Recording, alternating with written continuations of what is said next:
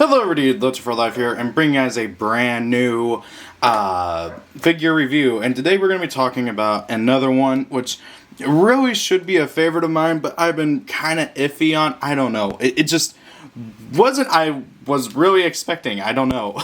Is the Dxd Rias Gremory High School Dxd Hero specifically version of her, figure of her. Now, this is part of their little lingerie series that they've been doing with the girls. So far, they've done the 4 main ones: Rias, Akano, Asuya, and Koneko. Which, fun fact, the Asuya one, first Asuya figure, that's like an actual figure, not like a garage kit or anything. Well, I mean, those are figures, but I'm talking about like a, professionally done one.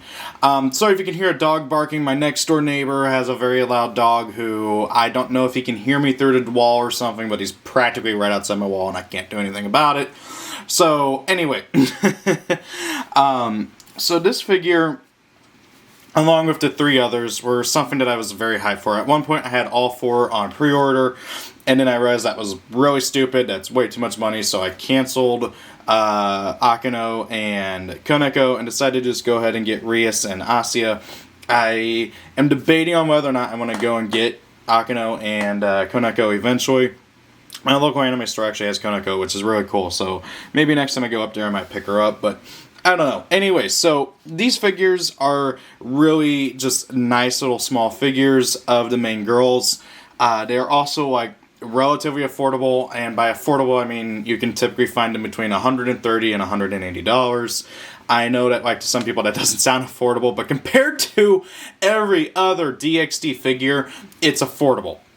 DxD being the series it is, the figures it comes that it like gets are ridiculously expensive. Like, I would love to eventually get the bunny figures of Rias, Akano, and Koneko, but they are some of the most expensive figures I have seen out there that are easily commercially available.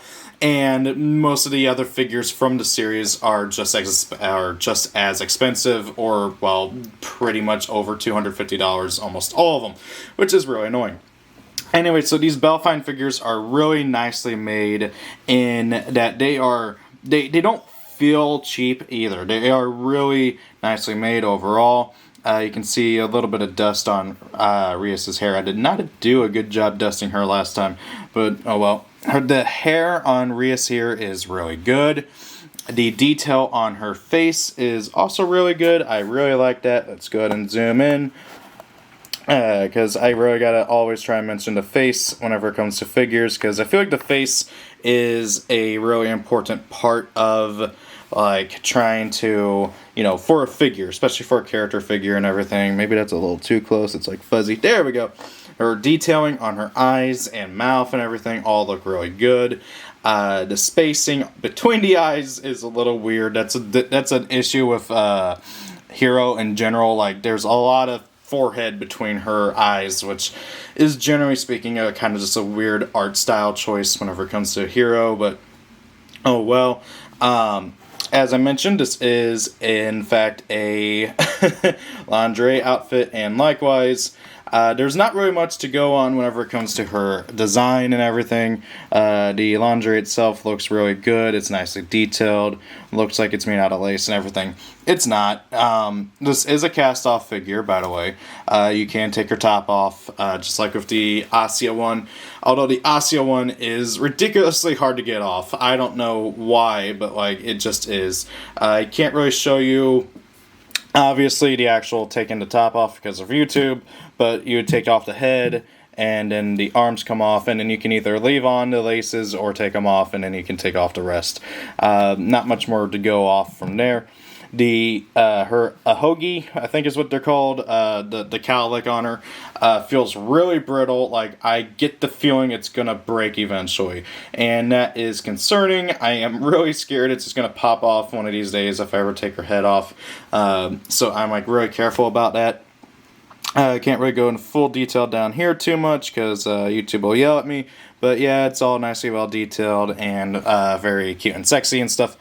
Now then, the main reason why I was kind of disappointed with these figures is because on the showcase, whenever they were showing them off in the official art and like the official pictures and everything, they showed them with a base, and they did not come with one.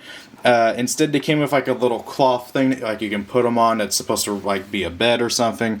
But I'm not the biggest fan of that. It just doesn't look good, so I don't bother displaying them on it.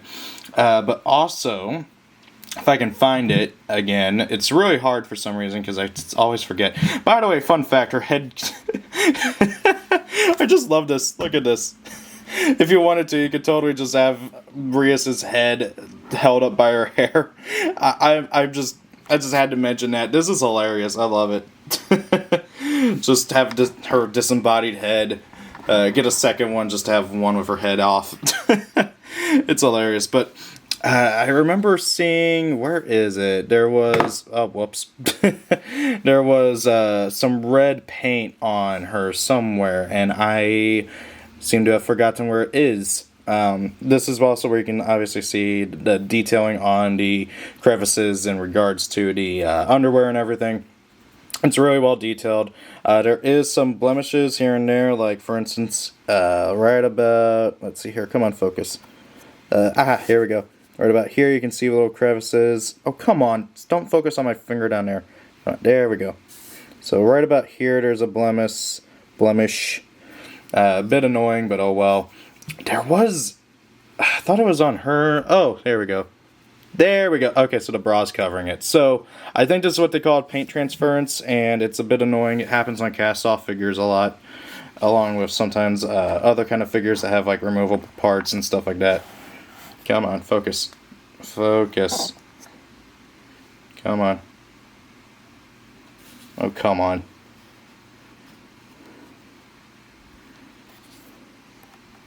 Why are you focusing on the wall? Come on, stupid camera. There we go. Okay, so yeah, mine arrived like that. She's got a little bit of paint transference right about there. My camera does not want to focus on it, which is really annoying, but you can kind of see it. Which, that is a very annoying aspect of it, but there's not much I can really do in regards to that, you know. Not going to make a big stink with it. So, oh well. This one, if I remember right, I got her as well as Asia from J-List. They sold out pretty quick after the pre-orders went live. And you can still find her on, I believe, Amy. They're doing a second run already, which is crazy. And then also, you can still find her pretty commonly at a lot of shops. And she's still around the same price as she launched at on eBay and everything, which is typically around $150 to $180. It is a nice little figure. I just wish mine didn't come with that issue in regards to the paint transference. And again, I really wish she had an actual base to sit on instead of just a cloth. In fact, I got the cloth in the box and everything. Oh, and I just remembered, I forgot to mention this in the Asia figure review. Maybe I did mention it, I don't remember. But both for Rias and Asia, when I opened them up from the box and everything, they reeked. They had this weird, super strong, pungent smell that hit me like a truck, and it was disgusting. I have not audibly gagged that hard in my life before, and just even thinking about it makes me want to gag again. It was nasty. I don't know what was up with it. I hope to God it's not the case with the Akino and the Rias. I mean the Akino and the Kuneko as well. But yow, it was nasty. I kind of wish I was doing these videos back when I opened that up, because you guys would have gotten a laugh out of that. But I digress. This is currently, I would say, the best affordable Rias figure out there. She's not a soft bust. I know some people really want those whenever it comes to DxD figures. I had heard that they were soft bust, but they aren't. Apparently, the counterfeits that you can find on Amazon and stuff pretty easily are, and actually I know that for a fact because I instantly bought the Akino one, and yeah, I got my money back, thank God. It was horrible. It was a horrible bootleg. I kind of wish I would have kept it just to be able to show you guys what a bootleg looks like, but I know for a fact I have at least one other bootleg, and I plan on doing a whole video talking about stuff like that, hopefully soon, showing off where I get figures, what I think are the best places to get figures at, and so on and so forth, because There's a lot of shops out there. Some are better than others for sure, and I really like a lot of certain places. I've shopped at like almost every. Well, I can't say almost every because I'm finding a new good shop like almost every time I'm trying to find a figure. Anyways, guys, so that is my thoughts on the Rias figure. It's a beautiful looking figure and everything.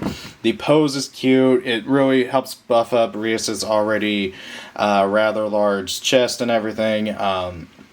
Not much more else to really say on it because, again, like there's I'm really mixed on whenever it comes to lingerie figures because there's just not much to talk about whenever it comes to the intricacies of underwear. So I don't know.